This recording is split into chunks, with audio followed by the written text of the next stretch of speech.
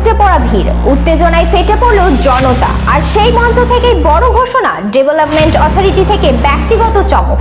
কি বললেন মুখ্যমন্ত্রী? জানতে হলে দেখতে হবে।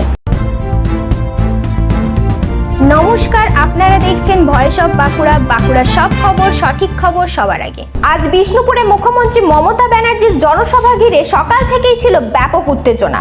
সভাস্থলে দেখা যায় উপচে পড়া ভিড়, হাজার হাজার মানুষের উপস্থিতিতে এলাকা যেন জনসমুদ্রে পরিণত হয়। মঞ্চে উঠে সাধারণ মানুষের উদ্দেশ্যে একাধিক গুরুত্বপূর্ণ বার্তা দেন মুখ্যমন্ত্রী। তিনি জানান, জয়চণ্ডী পাহাড় ও বিষ্ণুপুর সাব ডিভিশনকে নিয়ে তৈরি করা হয়েছে মুকুটমণিপুর ডেভেলপমেন্ট অথরিটি, যার ফলে এলাকায় উন্নয়নের গতি আরো বাড়বে বলে আশা প্রকাশ করেন তিনি।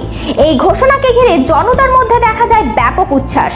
উন্নয়ন, পরিকাঠামো এবং পর্যটন সব ক্ষেত্রেই নতুন সম্ভাবনার ইঙ্গিত মিলেছে এই বক্তব্যে।